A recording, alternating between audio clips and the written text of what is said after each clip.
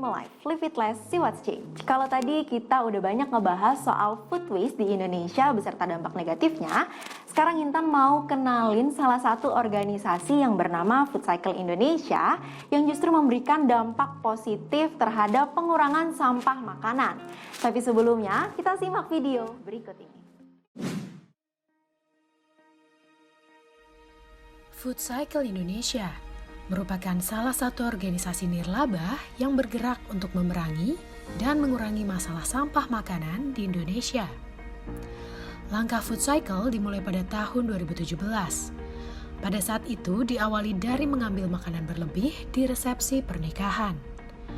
Perlahan tapi pasti, Food Cycle terus melangkah dari satu kolaborasi ke kolaborasi yang lain. Tanpa patah semangat, Food Cycle membangun visi Zero Food Waste and Zero Hunger untuk Indonesia yang lebih baik.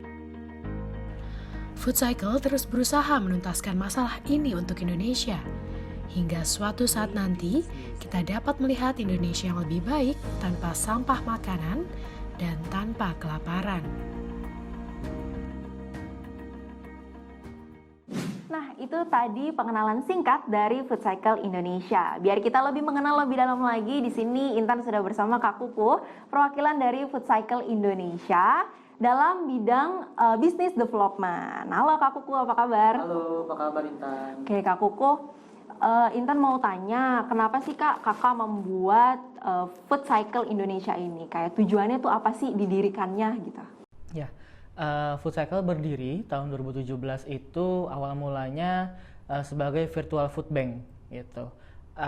Kemudian seiring berjalannya tahun demi tahun berkembang menjadi bank makanan yang beroperasi dengan tujuan untuk mengkoordinasi donasi makanan yang akan disalurkan kepada masyarakat yang membutuhkan begitu.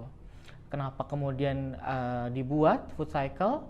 Awal mulanya terinspirasi dari video acara pernikahan di India, di mana banyak gitu ya sisa makanan yang ada dari acara pernikahan tersebut, tapi kemudian sisa makanan tersebut yang masih layak dipilah kembali dan kemudian disalurkan kembali ke masyarakat yang membutuhkan gitu.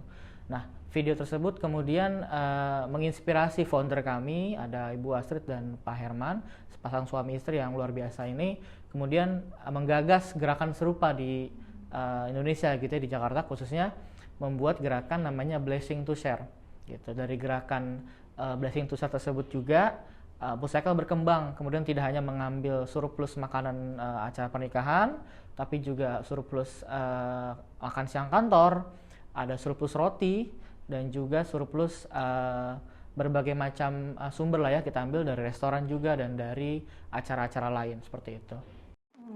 Kemudian apa aja sih Kak kegiatan atau program yang ada di Food Cycle sendiri?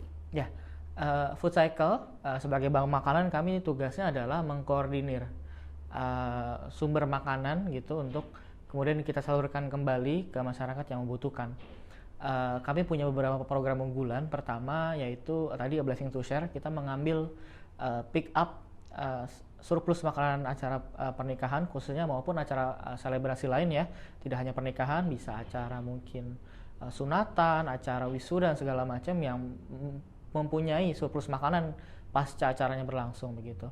Kemudian kita ada line sharing, itu kita ambil pick up surplus makan siang kantor ataupun acara kantor lainnya. Kadang kan kalau kita di kantor itu, kalau kantornya punya catering itu misalkan untuk karyawannya, itu sisanya banyak. Karena kenapa? Karyawan belum tentu mau makan menu yang disediakan gitu, mungkin lagi diet katakanlah, atau mungkin nggak suka sama menunya, atau dia mungkin bawa bekal sendiri gitu ya, sehingga kadang tuh banyak sisa makan siang yang ada, itu kita pick up gitu. Ada lagi kita ada food rescue, jadi kita pick up makanan surplus dari beberapa restoran terkemuka di Indonesia, sekarang beroperasi di Jakarta memang, tapi pelan-pelan kita secara bertahap akan ekspansi ke beberapa kota lain. Jadi kita pick up sisa surplus makanan dari produksi yang ada di hari itu ya. Misalkan ada ayam goreng, ada makanan-makanan lainnya gitu ya, yang masih layak tentunya, yang masih bisa dikonsumsi, itu kemudian kita pick up dan kita salurkan kembali ke masyarakat yang membutuhkan gitu.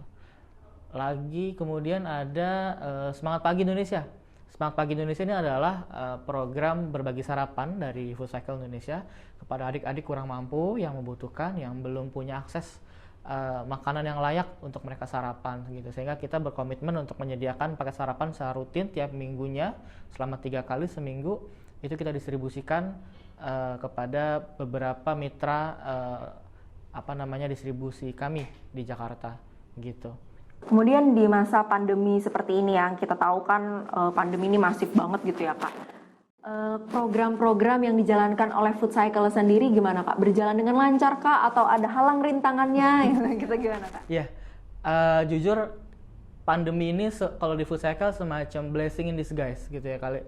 Awalnya mungkin menjadi sebuah halangan yang sangat besar bagi kami gitu, karena kan kami nih mendistribusikan makanan tuh pasti harus ketemu orangnya gitu ya, harus mengumpulkan masyarakat gitu misalkan dalam skala yang banyak, dan itu menjadi halangan yang besar sekali ketika dalam pandemi COVID ini gitu ya. Tapi dalam masa yang suram kemarin gitu ya, ketika pandemi COVID, justru makin banyak orang yang menolong gitu. Justru kedermawanan publik masyarakat semakin tinggi gitu. Jadi beberapa program Food Cycle seperti Blessing to Share yang kita pick up makanan wedding gitu ya, ataupun acara-acara besar, dan juga lunch sharing dari makan siang kantor itu pupus bisa dibilang karena nggak ada acaranya, dan kantor pun juga WFH gitu ya, tidak ada catering di kantor yang disediakan karena karyawannya pada bekerja dari rumah begitu kan, sehingga nggak ada tuh donasi makanan dari acara-acara seperti itu. Tapi alhamdulillahnya justru malah makin banyak orang berderma dalam tanda kutip langsung menyumbangkan donasinya langsung ke Food Cycle gitu. Jadi ketika waktu COVID kemarin di awal-awal kita mendistribusikan ada 14.000 lebih paket sembako di awal pandemi COVID. Seiring berjalan waktu kita tambah lagi ada 4.800 gitu. Total kemarin di 2021 kita sampai ada total 8.600-an ya sembako yang kita salurkan gitu. Itu sering berjalan waktu terus bertambah gitu. Jadi tidak hanya pandemi COVID ini menjadi dalam tanda kutip penghalang bagi Food Cycle, tapi ternyata malah jadi juga memberikan Food Cycle kesempatan gitu untuk kemudian menolong orang lebih banyak. Karena makin sulit keadaan, ternyata kedermawanan orang juga makin tinggi, dan Food Cycle kebagian jatahnya nih untuk membantu masyarakat di sana gitu.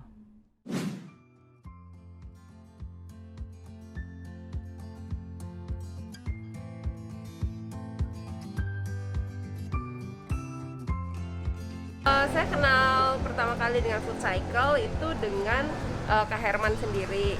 Dalam wawancara televisi itu saya pikir gila, ini ide bagus banget. Terus terang pertama kali di kontak Kak Herman, saya tuh jadi inget Food Cycle, terus dek gitu ya. Waduh, musim pandemi, nggak ada kawinan, nggak ada acara-acara gede. Ini makanannya dari mana gitu ya. Pas saya datang ternyata ada, memang kalau ada niat memang ada aja akalnya gitu ya, bahwa ternyata tetap masih ada banyak orang yang mau nyumbang dan juga bisa menyelesaikan masalah yang lain. Yang dulu itu makanan sisa dari kawinan, dari wedding dan sebagainya. Kalau yang sekarang masalahnya adalah barang-barang yang oleh perusahaan itu mereka kesulitan jual gitu, karena mungkin batas expirednya tinggal 6 bulan, sedangkan kalau di toko mereka pasti maunya expired yang lebih panjang. Buat mereka masalah.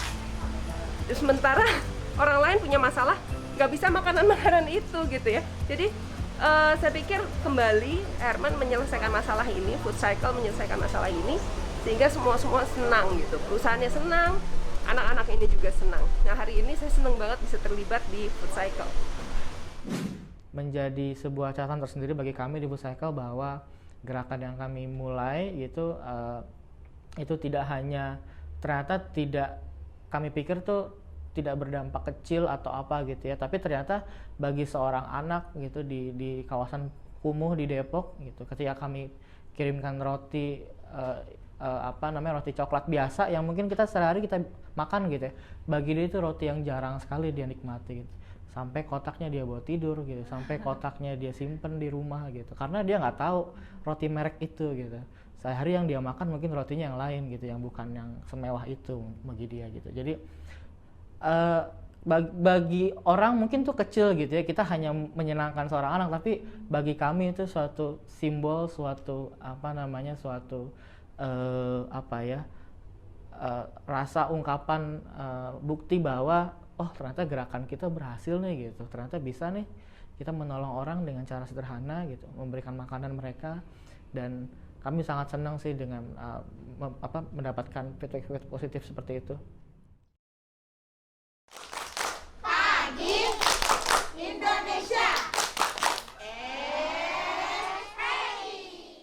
Oke Kak, gimana nih caranya supaya masyarakat yang ingin bergabung, mau bergabung gitu ya, cara joinnya gimana sih? Karena aku juga tertarik nih untuk masuk ke, untuk berkontribusi gitu terhadap Food Cycle di Indonesia ini, program-programnya. Iya, gampang banget. Kita membuka penggalangan dana publik. Misalkan teman-teman mau donasi gitu ya, 1.000, 10.000 itu juga berarti buat mendukung program-program kami. Itu bisa langsung ke kitabisa.com, cari di situ ada Food Cycle Indonesia, itu juga ada, bisa mendukung program-program yang kami taruh di sana, ada Semangat Pagi Indonesia dan lain-lain gitu ya. Selain itu juga teman-teman bisa ikut volunteer.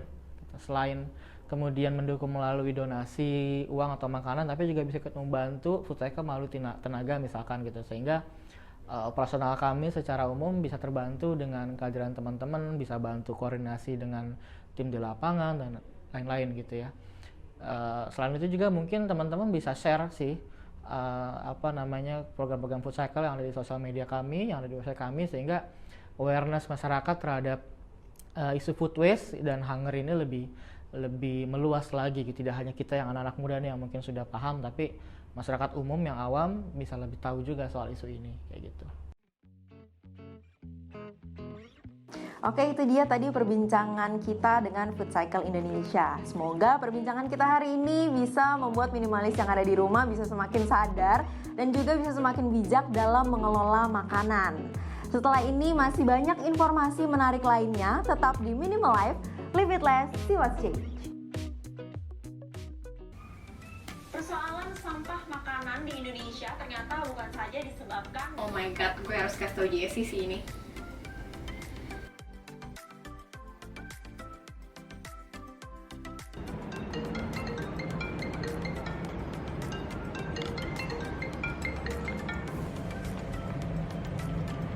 Halo Angel,